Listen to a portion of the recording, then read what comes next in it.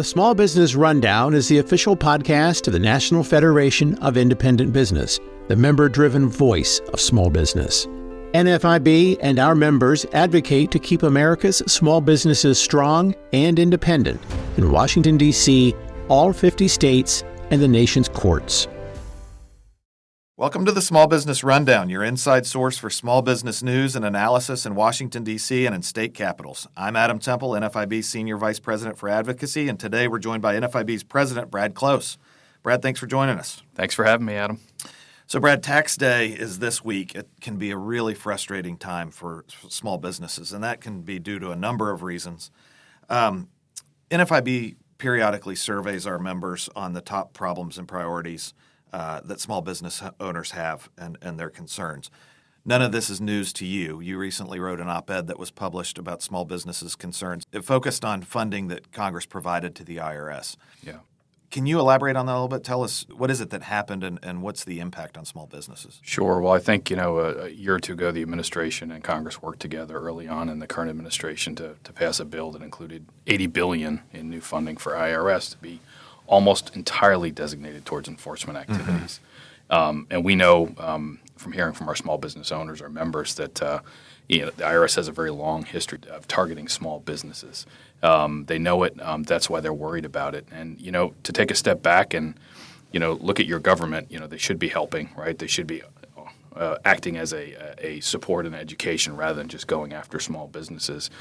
So I think for small business owners, that thought of the government maybe treating me more like an enemy rather than as someone that they should be helping. The government tends to forget that small businesses create the bulk of the jobs out there. They are the new jobs, the hiring. When you look at the landscape today, big businesses are laying off employees all over the country. Small businesses still want to hire. They're looking for employees. It's a great place to start a career. So what they really want out of their government is that recognition that their partners should be helped. Their government should be helping them. So to your point that the funding is primarily aimed at enforcement, you work with and discuss these things with our members, NFIB members, on a regular basis. What are you hearing directly from the small business owners themselves? Well, outside of the worry of more audits and more IRS agents showing up at their doors to audit them, there's the concern with how bad the customer service already is. Most of them have stories of waiting for hours on hold. And when they do finally get through, not getting the correct information. They've had audit issues. They've had things filed against them that are proved to be errors from the IRS, but there is an inability to get good advice, good answers, and good guidance from the IRS. So I think when they look at legislation, a law now that is going to devote the bulk of $80 billion towards more enforcement, not towards improving IRS customer service, they get really worried. Right. That makes sense. And how are small businesses, you mentioned that they are likely to become a target.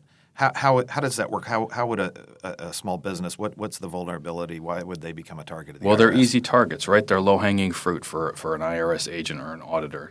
Big businesses is going to have law firms, accounting firms, you name it, all kinds of people on staff, companies that they put on the payroll. So a small business owner, it's usually a family-run business. So the owner and spouse, maybe a kid or two, maybe a couple employees, they are in charge of keeping track of everything, making sure they're following up with a myriad of regulations already coming through the pipe. But they're much easier for an IRS agent or auditor to go approach rather than a big business. So it's a low-hanging fruit. Brad, there's legislation in the House to address some of these. Can you tell us a little bit more about the Family and Small Business Taxpayer Protection Act that NFIB supports? Yeah, this piece of legislation, which we have strongly supported in the House and did pass, does exactly what you hear small business owners wanting to do here. It's a novel concept. Congress actually putting together a piece of legislation that addresses the concern from the taxpayers and their constituents, but it would remove that enforcement funding and force the IRS to focus on customer service, helping taxpayers with their returns, helping small business owners, focusing on the things that we hear from small business owners all the time. So it's a great piece of legislation. We supported it. We key voted it, meaning we put the stamp of approval of small businesses behind the bill, and now it goes to the Senate, where we'll be pushing hard and urging all small business owners to tell their senator to vote for this. Mm-hmm. And in thinking about tax time, the president recently introduced a budget from his perspective. It has some implications on small businesses and taxes. What are your thoughts on that? It does, and I think with the broader view, I think Small businesses have been through a very tough economic time the last 3 years. Right. They and their employees and their families bore the brunt of the government shutdowns, all the restrictions. Big business tended to thrive during the pandemic. Small business was at a huge disadvantage. And now we've got an administration who is kind of looking at them as the goose that's laying another golden egg. And so they've put stuff in this budget that they would like to see Congress pass, including a 5% tax that's going to hit an awful lot of small businesses, a new surtax specifically directed at small businesses. Most small businesses, when they hear about it, are outraged. They know what 5% means on their bottom line, and that for a lot of small businesses, that's their margin of profit in a good year. Right, right. So from your perspective, what is the solution that should be coming from the White House or from Congress? Well, first of all, do no harm. Stop trying to tax small businesses into the Stone Age. Back off on the IRS stuff. And really the best thing they can do, Congress passed a small business tax deduction in 2017 that gave small businesses a 20% deduction. It was an attempt to get them closer to parity on the tax scales with their big business competitors. It doesn't get them totally there, but it really helps.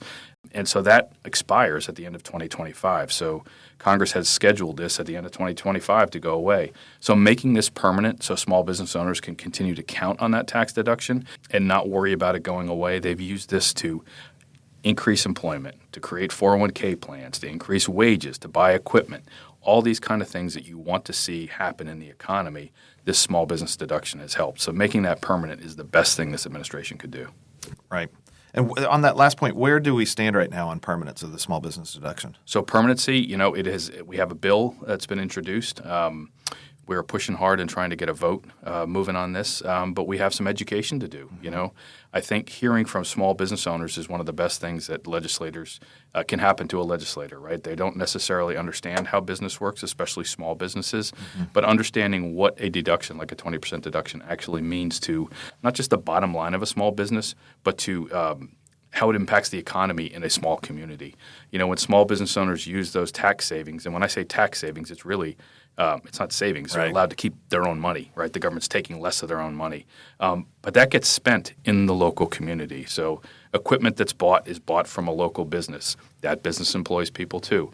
Employees are in the community as well too. Increased wages get spent in the community. All those good things that you want to see happen, they happen under a provision like this. So that's what Congress has to focus on, and that's why they have got to make this permanent. Right, right. So the bigger companies, their tax cuts are permanent. And you've mentioned several times this scenario where you've got big companies that benefit either at the expense or just more than small businesses. Yeah. What kind of policies are there? What's the discussion around big versus small, so to speak?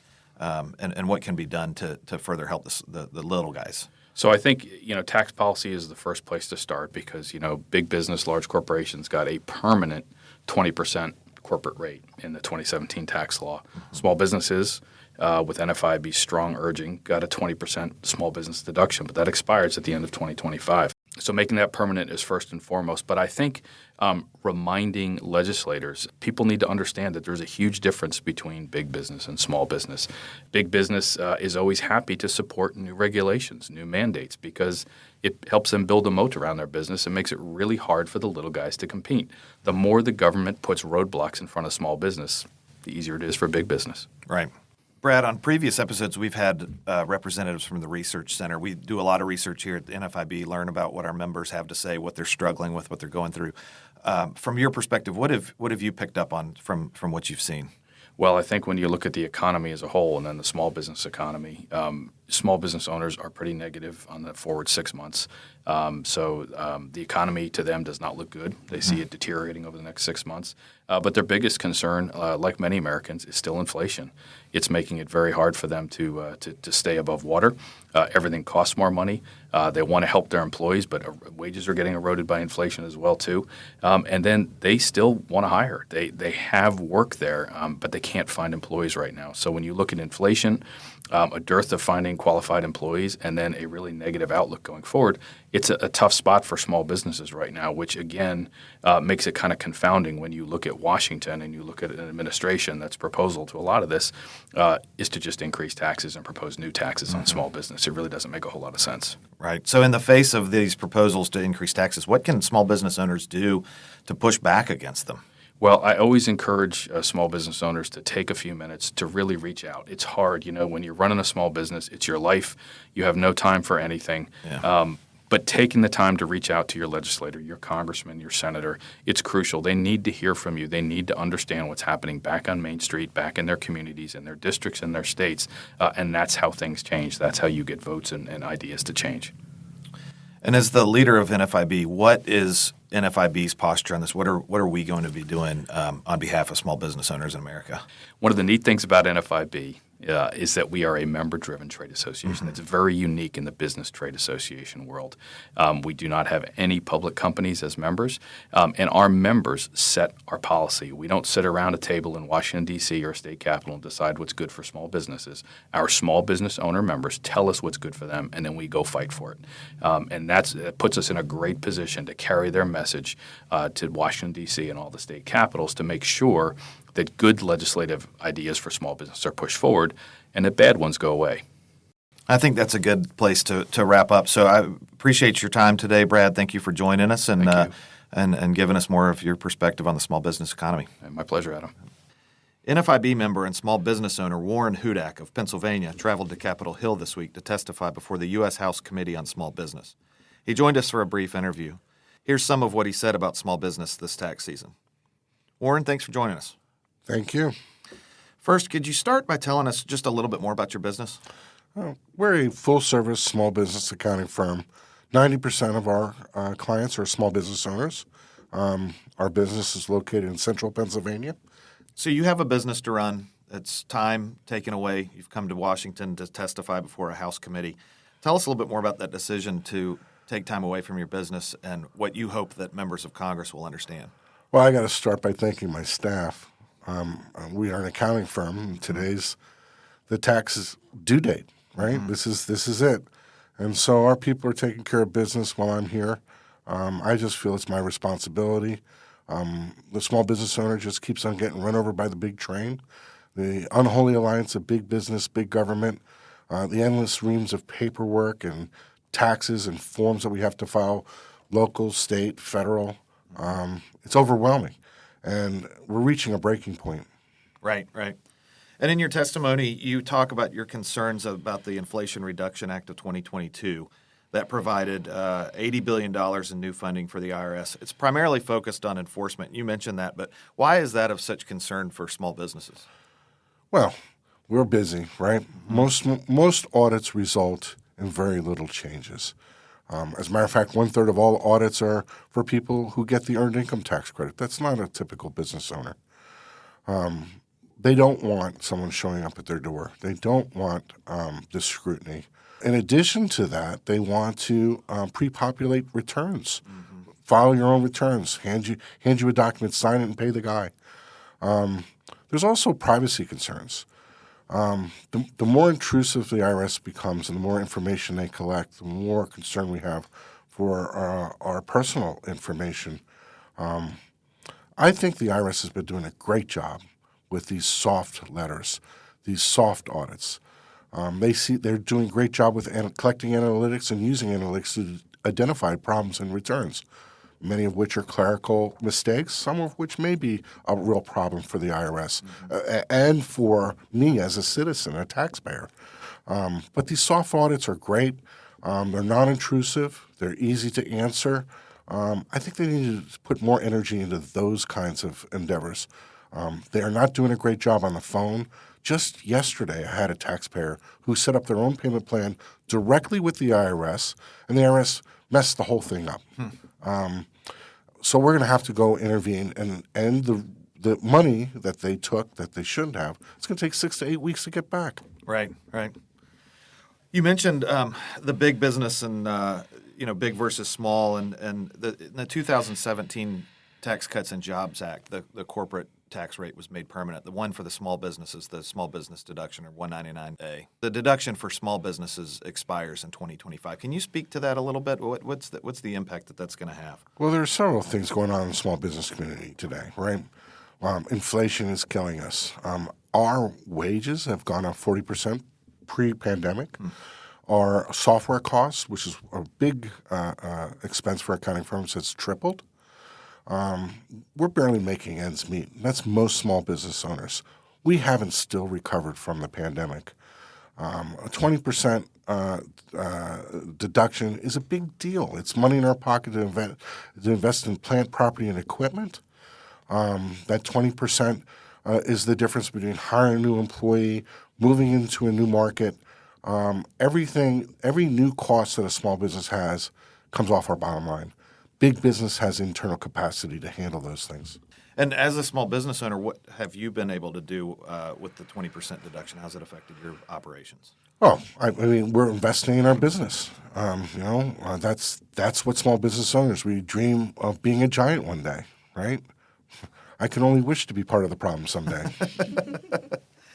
The White House released their 2024 budget that called for several tax increases on small businesses. Some in Congress have even gone as far to call small businesses that they say they represent a tax loophole.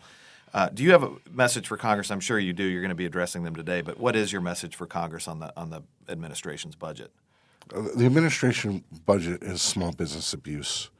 There is absolutely no question that not only do the tax increases will limit us for our ability to invest in plant property and equipment, but there's a tremendous amount of uncertainty. The proposal is so extreme. There's no question even a different Democrat administration will reverse many of these policies. They are extreme in nature, going after capital gains. I had a client, I delivered a $100,000 tax bill to him just on Friday, and they groaned. I guess I'm going to have to delay purchasing that next thing. That's the way it works. Right. We have very little ability to raise capital today. Banks are not lending to small businesses. Picking our pocket now is a bad idea. Yeah, interesting. What would be your advice for other small businesses or those that support small businesses? What would your advice be to them as far as advocacy goes? How can they fight for the rights of small businesses in Washington State's capitals? If you're not an NFIB member right now, you need to be, right? Nobody carries the mantle for small business like NFIB. Call your legislator, inform yourself on the issues. All of my clients say, I just don't have time. I'm running my business. I'm working night and day. I'm short employees. There are employees I'd like to replace, and I can't. I don't have qualified employees, so I'm carrying the load.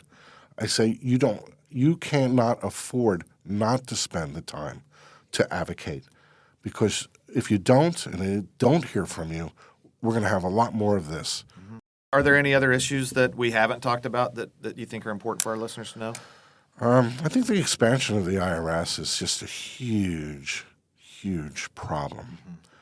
They need to focus their resources on customer service, training their people. Look, I know they're pulling from the same labor pool that we are, right? I get it, and it's problematic.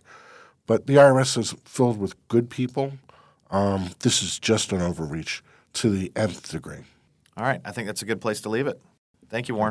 Now I'd like to thank you, the listeners, for joining us on today's Small Business Rundown. We'll be back every 2 weeks bringing you small business news and analysis from Washington, D.C. and state capitals so that you, whether you're a small business owner or a supporter of one, can continue to blaze a trail. The Small Business Rundown is brought to you by NFIB, the voice of small business. You can find us at nfib.com and on Twitter, Facebook, Instagram, and LinkedIn.